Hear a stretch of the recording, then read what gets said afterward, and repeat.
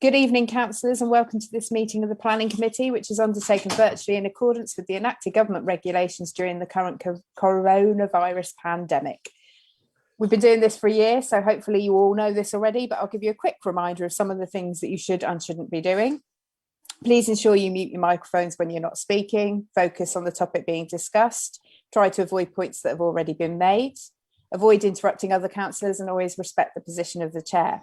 At the beginning of each item, I will ask councillors who wish to speak on that item to indicate using your hand on the screen, not your physical hand, and I will keep an eye on the physical hand raises, as will the officers, to make sure everybody gets to speak. You'll be called in an order in which I've seen you and written you down. The method of voting will be by roll call to ensure clarity. Members, I remind you of this later when we get to that point in the agenda and the meeting.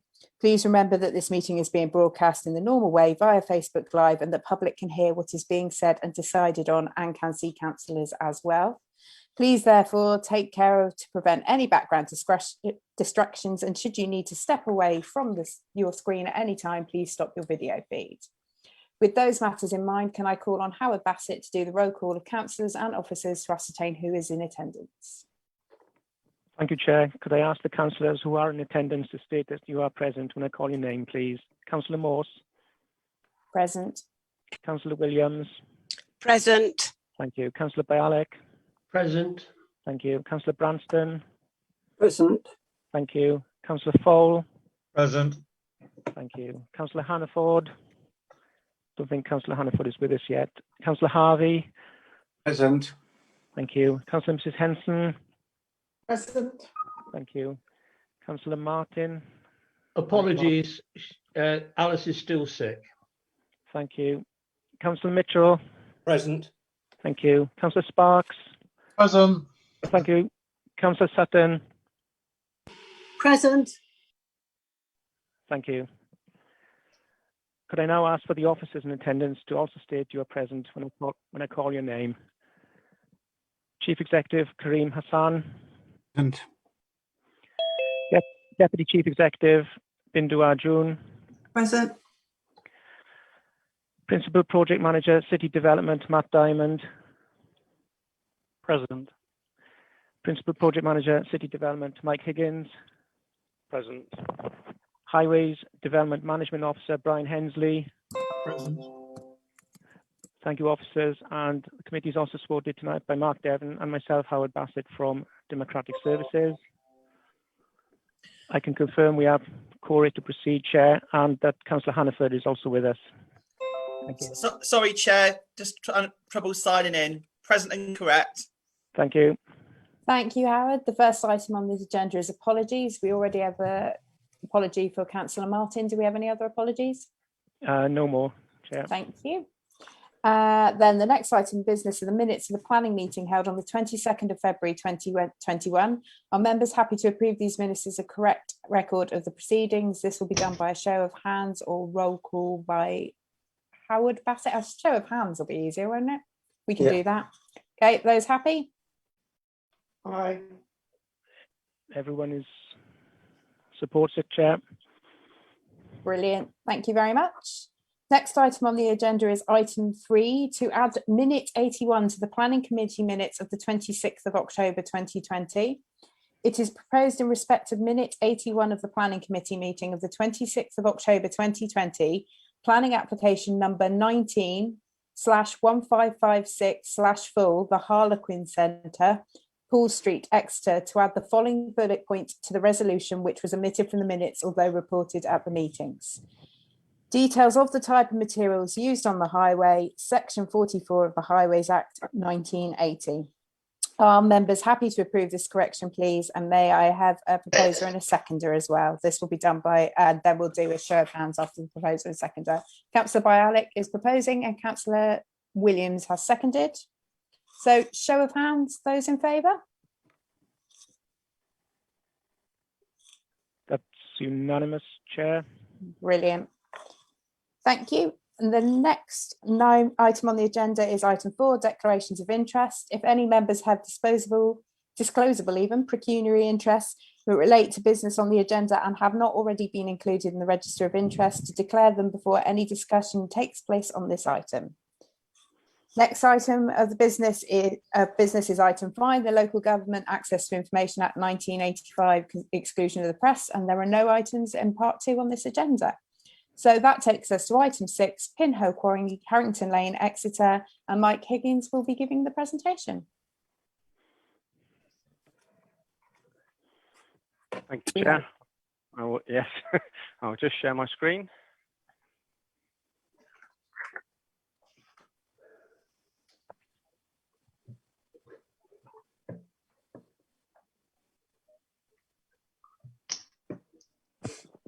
Is the screen visible to everybody?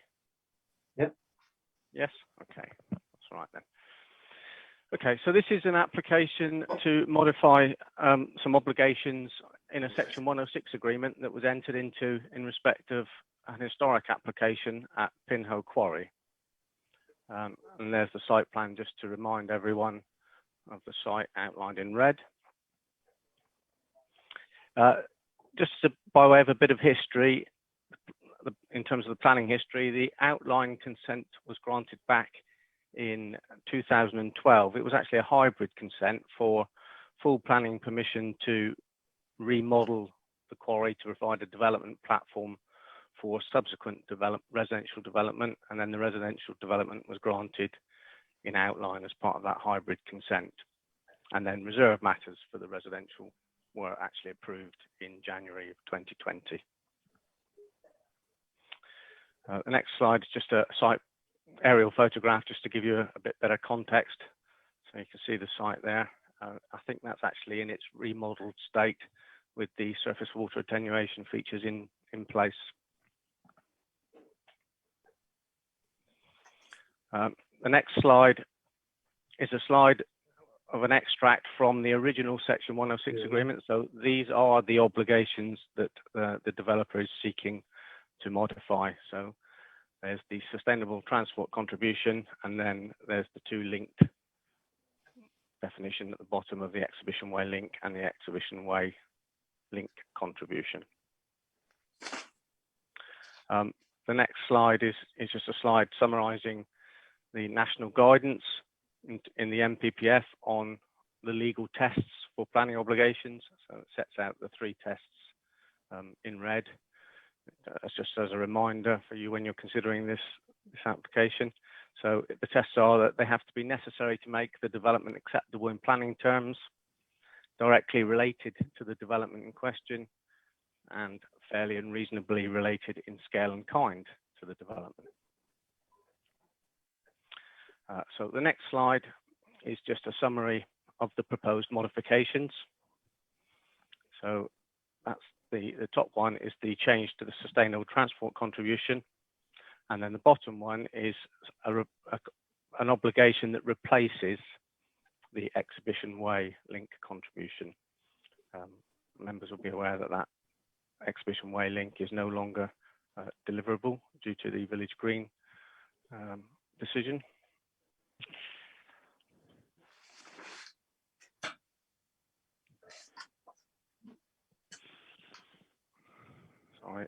And the final slide is a plan from the Pinhole Area Access Strategy Addendum document, which I've been supplied with by Brian from Devon County, which details what the Beacon Lane enhancements contribution might be used towards.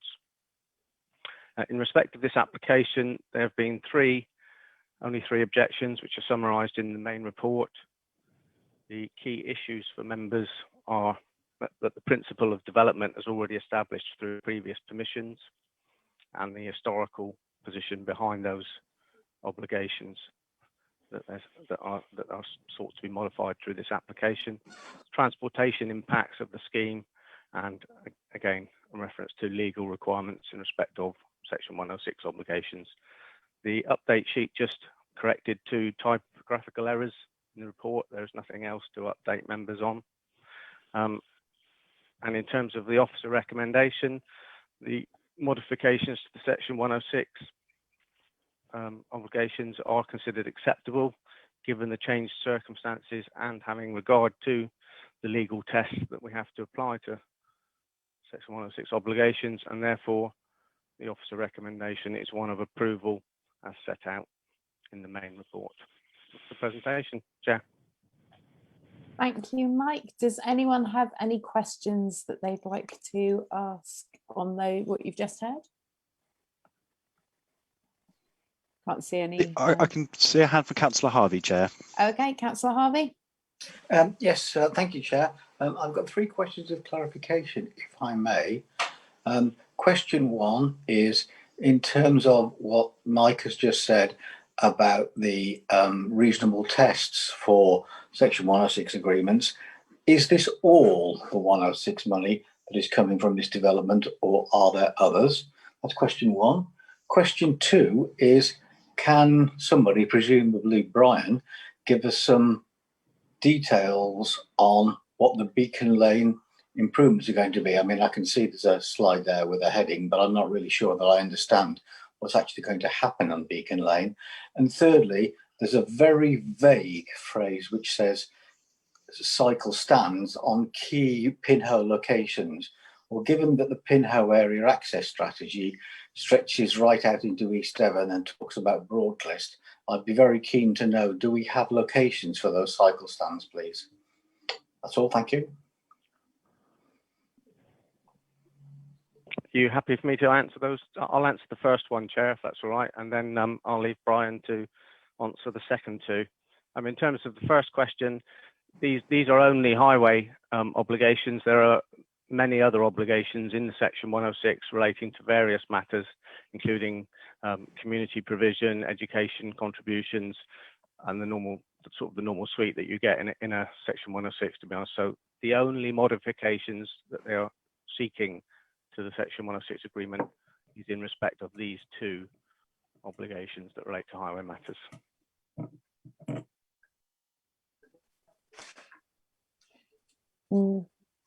Brian, were you going to answer some of the questions? Certainly try, Chair. Thank you. In terms of the Beacon Lane improvements, we're still working the scheme up, and that will go out to consultation in due course. And obviously Exeter City will be one of the key consultees.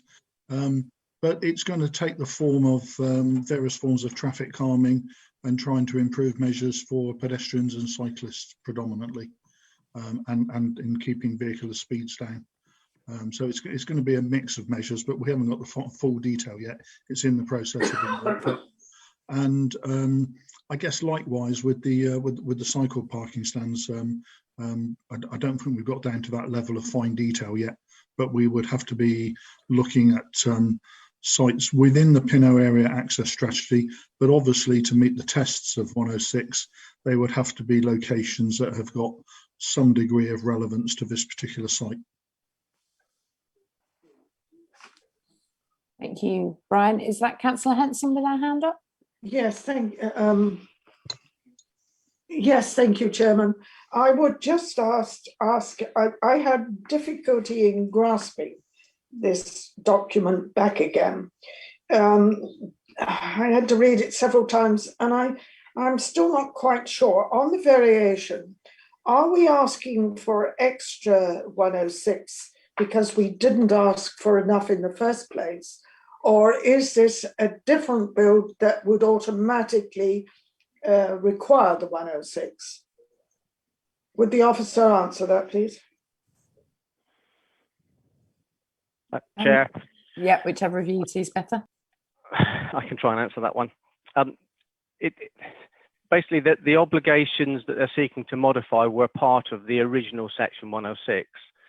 The reasons set out in the report why they're seeking to modify them, in terms of the sustainable transport contribution, it's in large part because the contribution was to be towards some works across the frontage of the site, which the developer has already carried out physically as part of their Section 278 works.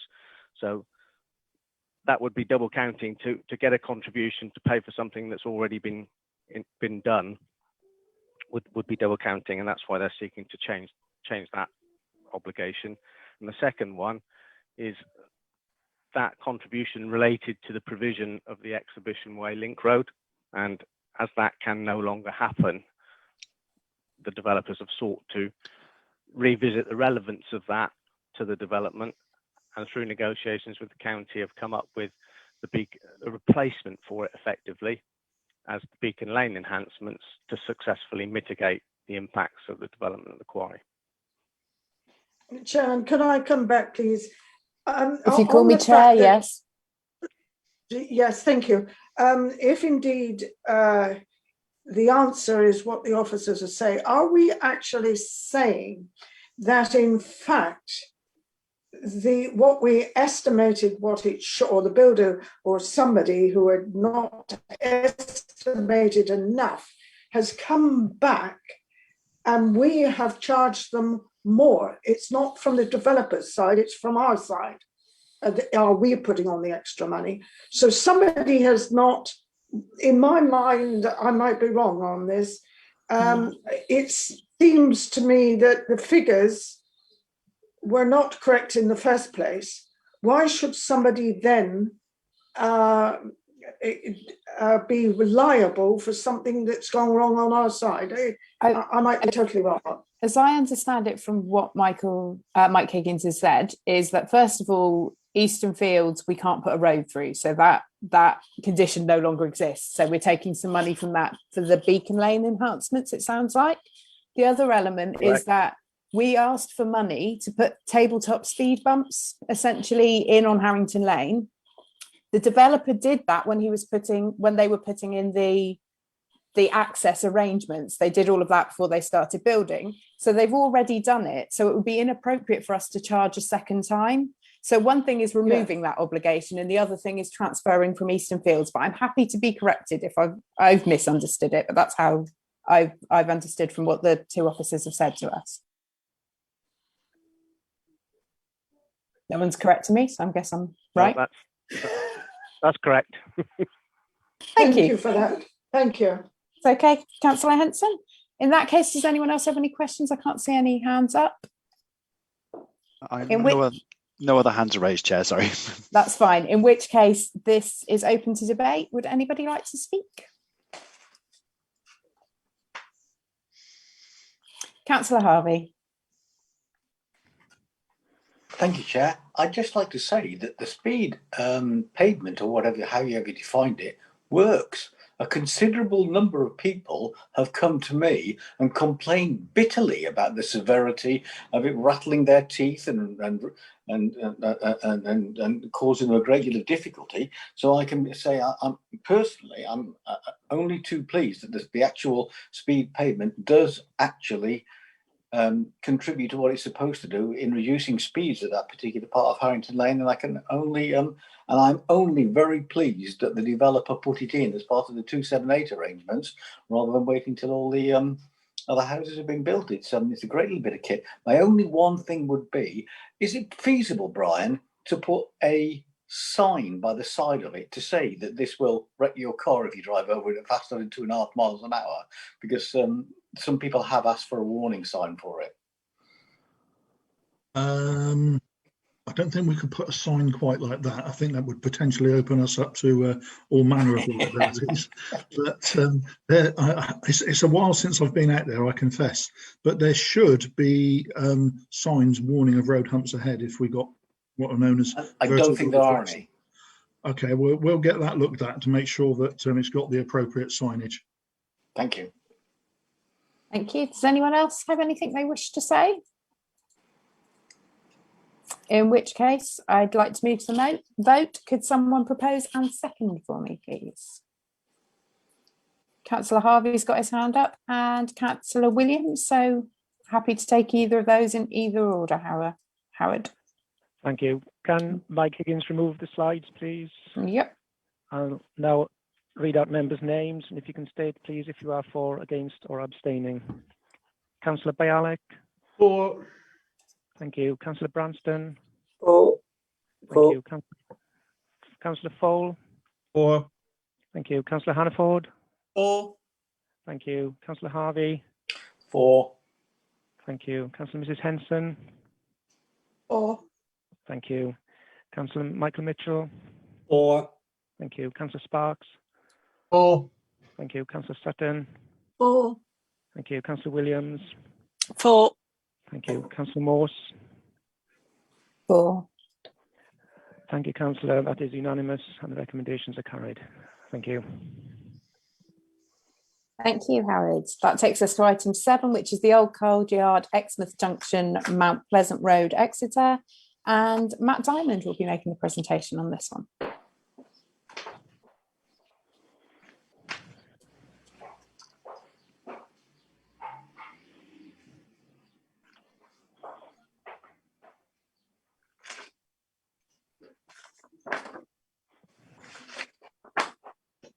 Chair, can everybody see my presentation?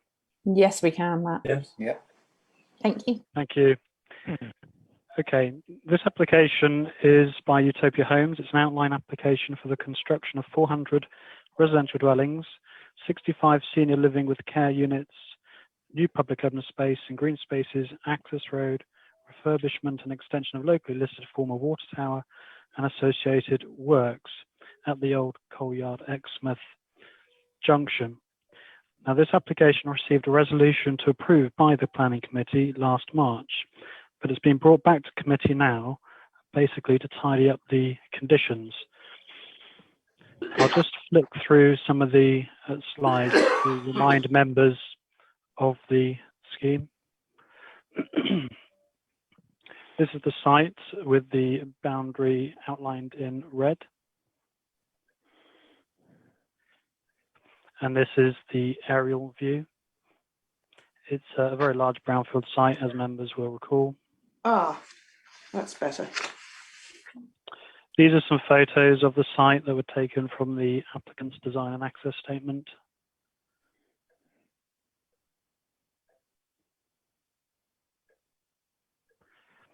These are some photos of the locally listed water tower. This is the master plan that members approved last March. It shows a residential block of 66 apartments to the west. Next to that are 104 four-bedroom townhouses. In the centre of the scheme is an area of public open space. And then next to the public open space is 2 apartment blocks, one comprising 177 apartments and the smaller one comprising 53 apartments. And these apartments will be built to rent dwellings. And at the far end of the scheme, a residential care home for 65 units. This diagram gives an indication of the massing and height of the proposals.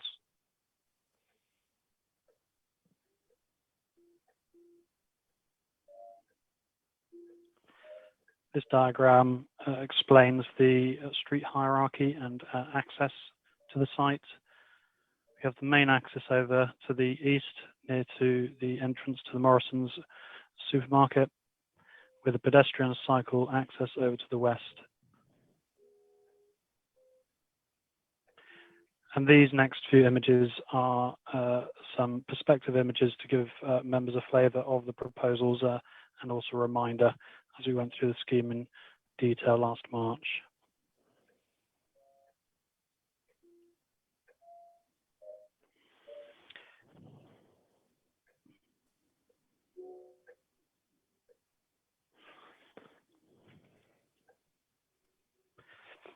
So just as a reminder, last March, members approved the application subject to the service lead of city development being granted delegated authority to determine the updated highways drawings, technical information requested by the local highway authority in its consultation response dated 1st of November 2019, and revised drawings showing an additional accessible for all path traversing the wooded slope, subject also to prior consultation with the chair and the local highway authority over these matters, and the completion of a Section 106 legal agreement under the Town and Country Planning Act 1990, securing the following package of affordable housing and listed contributions. I won't read this out in detail, but in essence, it was the legal agreement was to secure 33 affordable units from Block A and 15 affordable townhouses pepper potted throughout that phase of the scheme. 57 affordable private rent units from the build to rent phase of the scheme. An education contribution of just over £1 million, £500,000 towards improvements to the Stoke Hill roundabout, £333,000 towards a link through the allotments to the north of the site to provide improved pedestrian and cycle access, £25,000 towards traffic regulation orders, £134,000 to expand the Mount Pleasant Health Centre.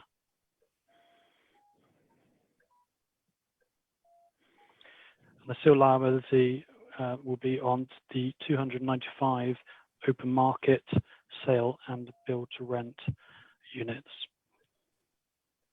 The legal agreement also needed to restrict the use of Block D to use Class C2 only, as well as securing a management plan with respect to the build to rent units and car parking throughout the development. Now, at the time, there was a recommendation from Highways for additional information to be provided. Otherwise, the Highway Authority recommended the application be refused. So following the meeting last March, we did receive additional Highways plans, and just for completeness, I'll just show those to you quickly now. So this plan was a revised site layout plan indicating a access route up the slope in the middle here, and we'll get further details of that through the reserved matter for landscaping. We also received a proposed movements plan which indicated the connection through the allotments to the north. Some further technical Highways drawings here. And then after that, also just to tidy up some matters, we received from the applicant a revised location plan with a very, very slight minor adjustment to the boundary. And we also received a phasing plan. Now, the conditions recommended to you before included a condition for a phasing plan. Now that we've received a phasing plan and we have agreed it with the applicants, this is now listed as an approved drawing. Finally, just a reminder of the issue of the access link through the allotments to the north. This was the plan provided by Devon County Council as local highway authority with their recommended route through the centre, primarily utilising the existing track through the centre of the allotments. This was the photo I took at the time of that area of the allotment site. This is the current recommendation. I'm pleased to report that the Section 106 legal agreement has been completed. It is just waiting for final engrossments, but we're expecting that to be signed literally within the next couple of weeks. It has taken a long time to prepare, primarily due to the build to rent aspects of the scheme, which has been a first for us as an authority to deal with. The main reason it's coming back to you now is because, again, the conditions have been added to and revised as per the current update report. And the main reason for that is to make it clearer that this is a phased development. It will be delivered in 3 different phases by the developer. So that concludes my presentation. Happy to take any questions. I see Councillor Hannaford's got his hand up already. Councillor Hannaford. Thank you, Chair. I and other members received quite a detailed representation from County Councillor Sue Aves over the weekend, because she only found out about the development at the end of the week. In terms of tidying up the site and the officer's presentation now, I think yesterday email senior officers to say, could Councillor Aves' representations be passed to the case officers? So firstly, Matthew, have you seen Councillor Aves' detailed representation, and could you please comment on it? or another officer could comment on it in terms of your officer's presentation before we go into the debate. Thank you, Chair. Yeah, happy to, Councillor Hannaford. Yes, thank you. I did receive via colleague a copy of the email that had been sent by Councillor Sue Aves to members of Planning Committee on the 28th of March. As it was sent directly to members and not to myself as a case officer, it's not something I've registered. However, I'm happy to go through what it is basically saying. It is effectively just asking members to note the importance of the provision of 2 paths through the allotments. Initially, the County Council had recommended 2 pedestrian cycle paths through the allotments for improved permeability for the future occupiers of this development. Now, there was a viability issue with this development, which was why we achieved slightly below our policy compliant level of affordable housing. And in weighing up the balance of the benefits of these 2 paths, members may recall that we, as officers, only recommended the 1 path, which is the one that I showed you in my presentation just now. The other matter that Councillor Sue Aves has drawn members' attention to is the request to provide funding for schools, as well as the Stoke Hill Junction, as mentioned, medical centres, etc. So I'm pleased to report that obviously members approved those obligations last March, and they have been secured as part of the legal agreement that has now been completed. Thank you, Matt. Anybody else got any questions? I think Councillor Harvey has his hand raised. Councillor Harvey. Yes, I've got a couple of questions and a couple of things I'd like to say. Thank you, Chair. Firstly, are we clear that we have met the provisions of the 1922, I believe it is, Allotment Act with regard to changing use from allotment purposes to highway purposes? Have we also clear that we have met the condition of this? I believe this site is a asset of charitable value, community value, one of those such descriptions. There is a description there that this site is. So I would like to be clear, have we met those conditions? Are we clear that we have met those conditions? Thank you, Councillor Harvey. I'm happy to answer your questions. Just as a reminder, so this application is for the development of the Exmouth Junction site. A application will be submitted by the County Council pending the determination of this application for a cycle route through the allotments, and it will be that application that will need to consider the points you've raised. So this application, all it is doing is securing funding to deliver a pedestrian cycle link from the site through the allotments, obviously to provide better access to the bus stops and schools and public open spaces to the north site, because the allotments provide such a long barrier to permeability to the north of the site.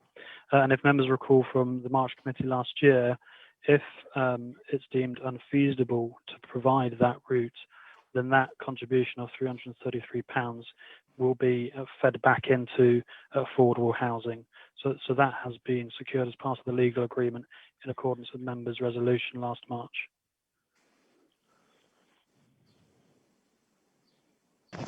Any more questions? Councillor Mrs. Henson. Thank you, Mark. Councillor Henson? Could I ask about the allotment community? Are they, as the officers have just explained to Councillor Harvey, are they, the word I was going to say, are they satisfied with the arrangements we have made? Because there was an almighty barment against a lot of the problems that arrived. Have we actually settled that with the allotment community? Chair, thank you. Matt? Well, there are objections to the scheme from local residents, in particular allotment holders, because they didn't want a pedestrian cycle route through the middle of the site. Those objections are still on file. They were taken into account in the committee report last March, which has been appended to the update report before you this evening. So that issue was taken into account, and that is also why I think it was agreed by members last year that should it prove unfeasible to provide an allotment link through the allotment site, then the money will instead be used towards affordable housing. Thank you. Councillor Mitchell. Thank you, Chair. Matt, could you just clarify this point regarding this pathway through the site of the allotments, because that was a considerable bone of contention when we were discussing the initial application. I was just concerned in your response to Councillor Harvey, you were implying that the nature of a cycle and path across the site is still up for decision making following an application for county. So what's the status of this current projected dissection of the allotment to provide a route through the site? The current status is that the County Council has, through their representations to this application, put forward their desire to provide 2 links through the allotments. We as planning officers, and obviously with discussions with the highway officers at the time, concluded that only 1 link should be provided. But no planning application for that link has been submitted as yet. It falls outside the red line boundary of this application. So when this application is determined, then it will be up to the County Council, if and when they do submit a planning application, to change the use and to provide the physical works to provide that link. So all this application is doing is securing the funding to deliver it, and through the legal agreement, it's agreed with the developer that access will be granted to the highway, County Council highways contractors to actually build that route if it does indeed get planning permission. So that will come back to members at some point in the future. So whilst it's clearly indicated on the plan, it is only a potential future application in relation to that pathway. Yes, you're not granting planning permission for that path this evening, if indeed that is what members decide to do. Thank you. Okay, is that all the questions? No, Councillor Williams has got a hand up now. Thank you, Chair. Matt, could you clarify, does this mean that the having 2 access points for pedestrians and cyclists is completely ruled out, and that it's only the one because of the S106 agreement? Well, that's the recommendation we made to members last March, and that's the resolution that members approved at the time. Okay, thank you. And Councillor Bialik, have you got a question? Yes. Can the officer help me? In my mind, I regard this a bit like the Eastern Fields thing.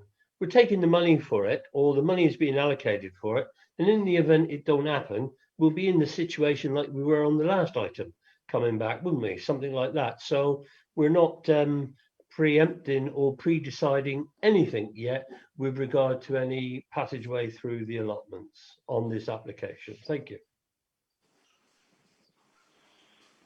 Sounds right, but Matt, can you confirm that?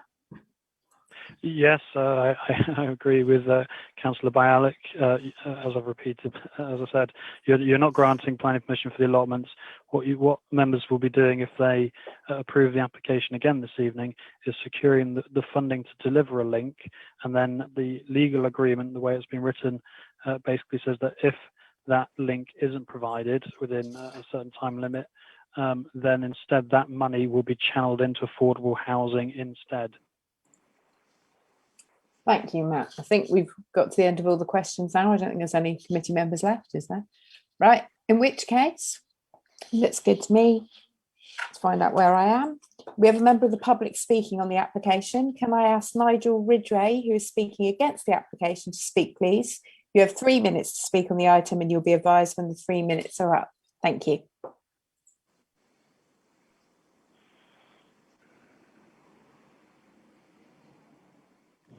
Oh, Mr. Ridgway, you're still muted. Good. Should I unmute and start again? We'll start the 3 minutes again. Okay. Thank you, Chair. Thank you very much for letting me speak today. My name is Nigel Ridgway. I live in the neighbourhood. I'm a church warden at St James Church, which is on the edge of the development, and I represent the faith communities in this faith groups in this community. This development is in our parish of some 10,000 people who live on the Stoke Hill estate, the Pennsylvania estate, and that area of land going down to the Sitwell Street roundabout. St James has 200 or so members and at least 3,000 affiliates, predominantly from the parish, and therefore I'm speaking for many people. Housing and development is not my area of expertise, so I apologise for any gaffes due to my ignorance, but I remain an objector to this development and know no one in favour of it. We do not object, obviously, to wasteland being used and turned into housing, but this development, it strikes me as being overcrowded, claustrophobic, unattractive, and will not be a satisfying place to live. Over the last year, COVID-19 and the lockdowns have shown us how important it is to have a home where people spend their lives in a pleasant, quality surroundings, and they can be happy and fulfilled, especially when they're working from home. We remain concerned that development may increase the population of our parish by some 15% in an area of land which is less than 5% of the existing populated land in the parish.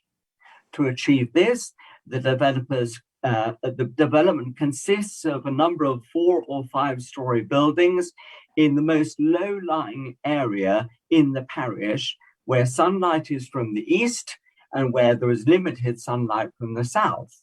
Once the developers have gone, we fear this development may become an overcrowded area with a low quality of life. I think that we must ensure that Garden City principles are applied and meet the housing needs. And to meet the housing needs, it's not just a numbers game. So let's aim to make the new dwellings in Exeter to provide not just units of accommodation, but instead homes where healthy communities can live and enjoy living together.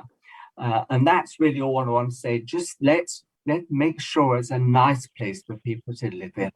Thank you, Chair. Thank you, Nigel. Would you be okay to answer any questions if anybody has any? Of course, yeah. Right. Does anyone have any questions? I'm sorry, it's only just very generalized talk that I gave, so sorry about that. I'm not being more specific. It was exactly just as we like. You've come along, you've spoken for your 3 minutes or under, and you've made the points you wanted to. So thank you, Chair. It doesn't look as though anyone has got any questions for you. You're welcome to stay in the background and keep quiet, and we'll watch the rest of the. Will you move committee. me, Chair? I'm sure someone can. Yes, I'm not sure I have the skills. Okay, then this application is now open for debate by members. Are there any councillors who wish to speak on the application? Matt, would it be possible for you to open the screen up fully so I can see everybody as well? That would be helpful. Councillor Bialik. Thank you, Chair. Listening to Mr. Ridgway, so if I was to agree with everything he said and vote against his application, does that reverse the application decision that we made last year? Is that what we're deciding? I mean, it's more of a question and advice than a contribution. So if we were to vote against this, have we de facto reversed the decision of last year? That's what I need to know, because that's effectively what Mr. Ridgway was asking us to do, I believe. Am I right? Or I'm going to let Matt answer that one, because I have a feeling I might say the wrong thing. Members are free to determine the application as they so wish this evening. If they make a different decision to the one they made last March, then I would recommend that they have good, clear reasons for doing so. Right. So I think for clarity, for clarity, Councillor Bialik, we made a decision. They tried to negotiate a 106. There have been significant changes to the 106 agreement. Therefore, it's being brought back to us. So the application hasn't changed. It's whether we're happy with the 106 agreement, really.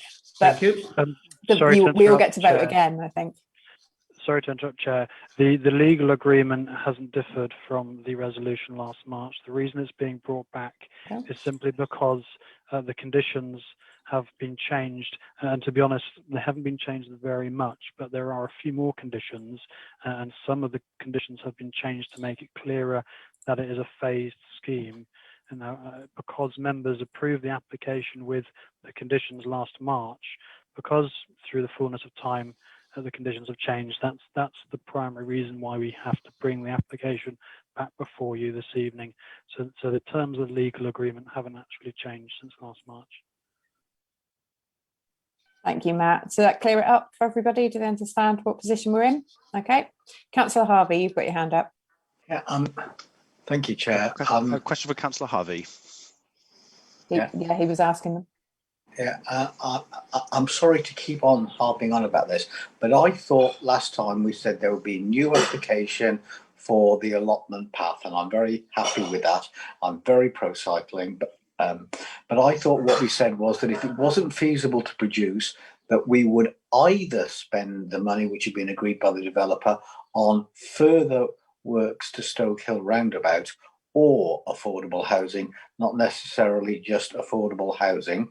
And I would like, secondly, to ask, during that process, is it possible to reinstate the second link if it were to be found that the link that we're talking about here wasn't feasible, wasn't productive, whatever? Could we reinstate the second link? Matt? Yes, sure. Well, according to the minutes from last March, and my recollection of the meeting, it was agreed by members that if it was unfeasible for whatever reason to provide a pedestrian cycle link through the allotment site to connect to this site, then the funding would instead be spent on the delivery of affordable housing, so effectively an off-site affordable housing contribution. The request towards Stoke Hill roundabout improvements was £500,000. That was in the highway, the local highway authorities' representation to the application. So that's what we've secured. We can't provide any more money because we don't have grounds to do so, because the local highway authority have asked for £500,000, and that's it. The other question, Councillor Harvey, if you could remind me. If when Devon produce a planning application for the link that has been described and talked about this evening, if that planning application for whatever reason were to fail, can the other link that we were talking about, because originally we were talking about two links across the site, can the other link be reinstated, or are we now either this link or none? I'm fairly sure that if we can't provide a link along this route, which is the preferred route, then the legal agreement states that there is room to provide it in another place. I'd have to just check the precise wording of the legal agreement to confirm that, but that is my recollection. Okay, if you want to check that. Sure. Yeah, that's fine. I've got other people waiting to speak. I just want to clarify before you answer that question. We're now in the debate rather than the questions part of this application, and I'm worried that we're not moving forward with it at all. So if we could start to get into some of the arguments for and against and start making a decision, that would be wonderful. And Matt, if you can just answer that one last question for me, please.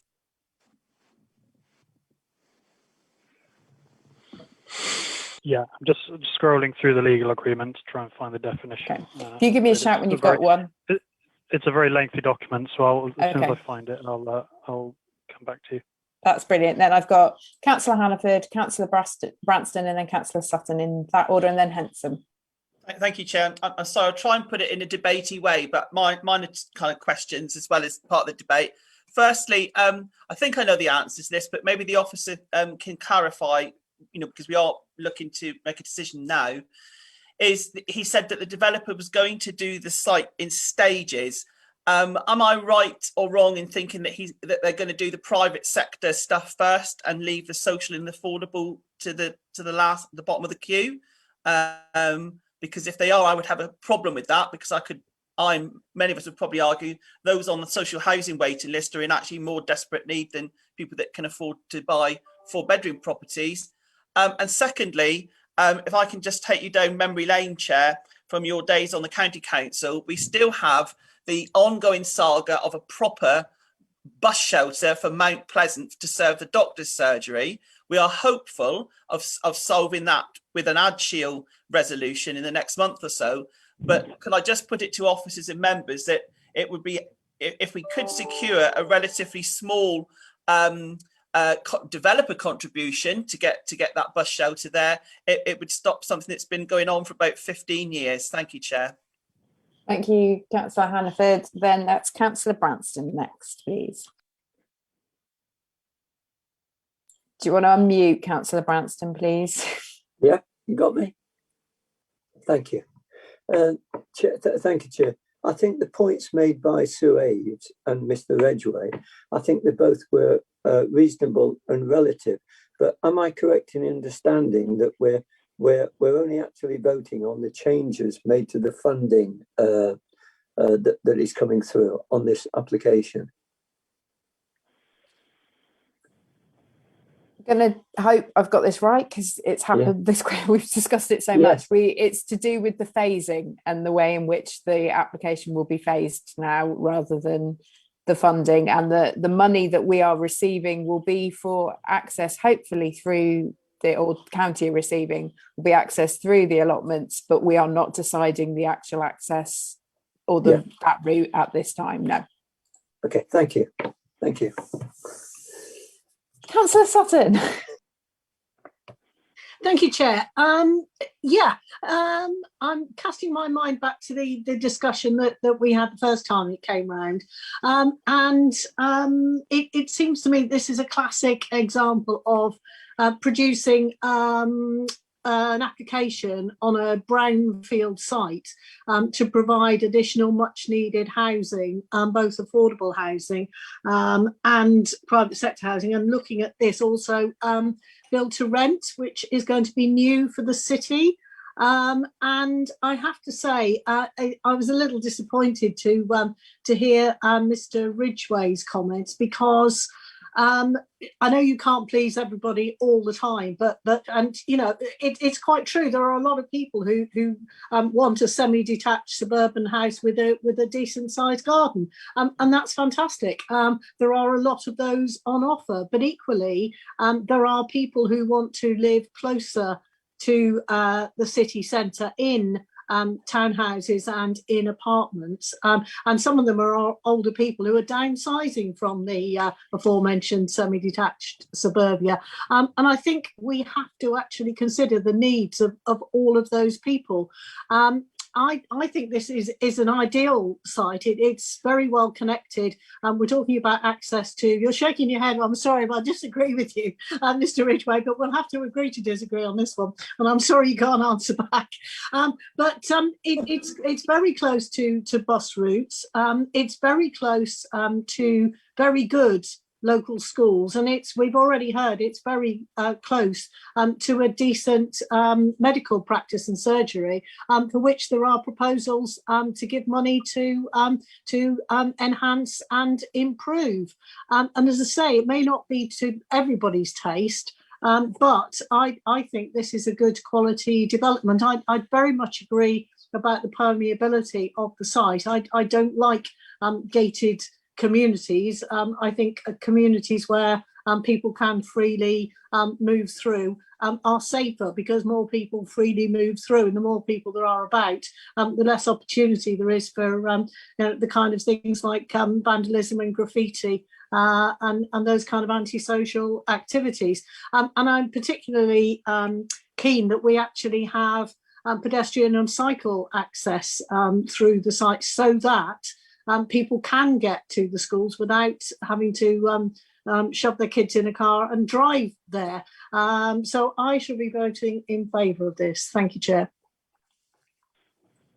Thank you, Councillor Sutton. I've got Councillor Mitchell and Councillor Williams to follow after Councillor Henson, okay?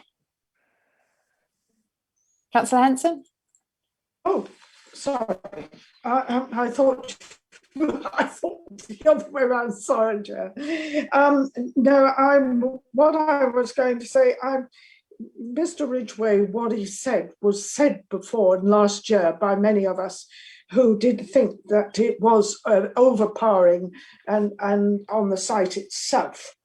But we've moved on from that. And then as been on a planning committee for many years, we know very well that we are now in a position that in the phasing side of this, this is a decision what we are making tonight to turn around or try to turn over any previous comments of last year would cost this city council a great deal of money and a long time. I wouldn't disagree with Mr. Ridgway with whatever he said. I would like to have seen a far more gentle site or building on that site, and it is a very wide site, and it could have been designed better. But I'm afraid that the time has passed, and I think we have to concentrate on what we are dealing with in our papers here tonight. Thank you, Chair. Thank you, Councillor Henson. Councillor Mitchell. Thank you, Chair. Yes, the battle was either won or lost, depending on your point of view, when the application was discussed in March of last year. We're not reopening the debate on the nature of the site. We're concerned here with the variation in the S106 order in regard to phasing.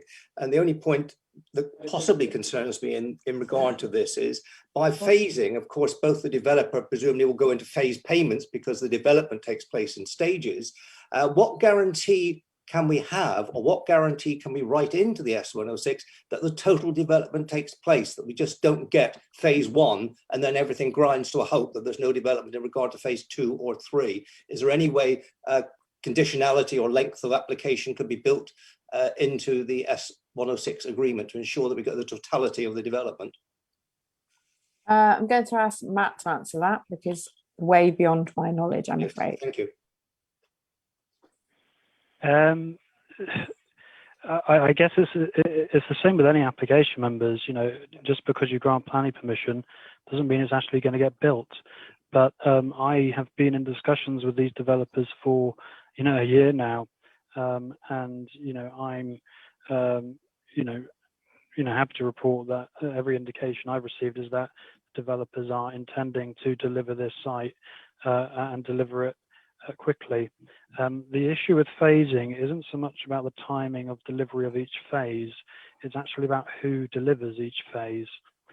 Because this is a very large site, it might be developed by different developers, i.e. each phase might be delivered by a different developer.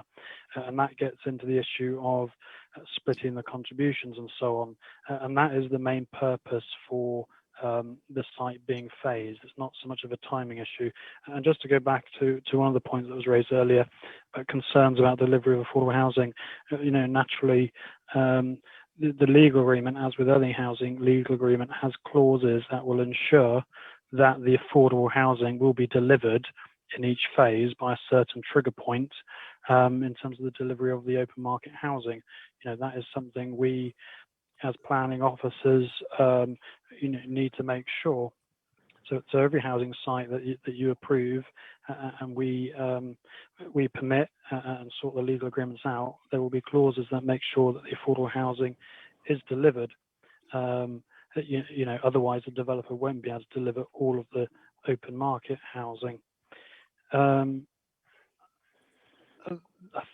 think that covered it all. Just to return to the query about the allotment link. The definition of allotment link in the legal agreement states that it means the provision of a pedestrian and cycle link through the allotments to connect the development with Prince Charles Road. So it does provide flexibility as to where that link might go, notwithstanding that there's a clear favourite from us as officers and the highways officers to effectively go through the middle to provide the best access opportunities. Thank you, Matt. You've been very efficient and very helpful through this debate. Councillor Williams. Yes, I'd like to thank Matt for doing more than one job at a time there, actually searching through a complex document as well as keeping an ear out on all those extra questions that we were asking him. So thank you, Matt. I'd just like to say that I supported this application when we heard it last year. I'm going to support it again. And I'd like to thank Mr. Ridgway for his comments, which are very similar to what we heard last time. And I'd just like to say to him that whilst he did a very good job of representing those people that have submitted objections to this, I would like to say that there are many, many more people who support this. But as it's the nature of planning applications, you tend to have those that object, that come forward, and those that actually support it. I think that's it. And as a councillor, where this development is just on the edge of the ward that I represent, there are hundreds, if not thousands, of people who are desperate for accommodation and would love to get a property, get a home in this development. And I think we have to support it. Thank you, Chair.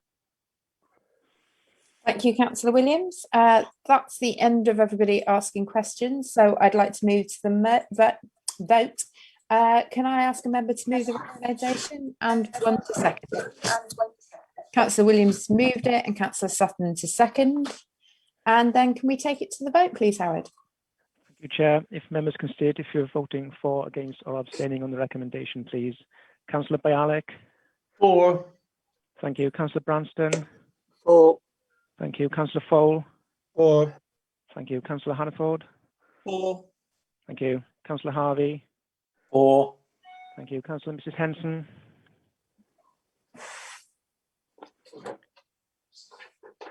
Councillor Mrs. Henson, I think you need to unmute. Yes, for. Thank you. Councillor Michael Mitchell? For. Thank you. Councillor Sparks? For. Thank you. Councillor Sutton? For. Thank you. Councillor Williams? For. Thank you. Councillor Morse? For. Thank you. The recommendation is carried unanimously, Chair. Thank you. Thank you very much, Howard. So moving on For. to... Oh, hello. Thank you. Moving on to item 8, which is the list of delegated decisions. Matt Diamond, can you present these, please? Yes, of course, Chair. I've received no prior questions about the list of delegated decisions, so members are asked just to note the list of delegated decisions between the dates presented. Thank you, Matt. And item 9 is the last item on the agenda, and that's the appeals report. Could you present that to us, please, Matt? Yes, of course. There have been 5 appeals since the last committee. 4 have gone the council's way. 1 was approved, I believe, against officer recommendation. And we have, in the meantime, received 2 new appeals at Land off IKEA Way and 36 Shepherd Road. So again, members are asked to note those decisions that have been made. Thank you very much, Matt. That brings us to the end of the meeting. So I'd just like to thank everybody for their participation, particularly the officers and Matt, who has done a sterling job today. And I look forward to seeing you all at the next meeting. Thanks, Chair. Thank you, Chair. Thanks, everyone. Have a nice Easter. Thanks, Chair. Bye, everybody.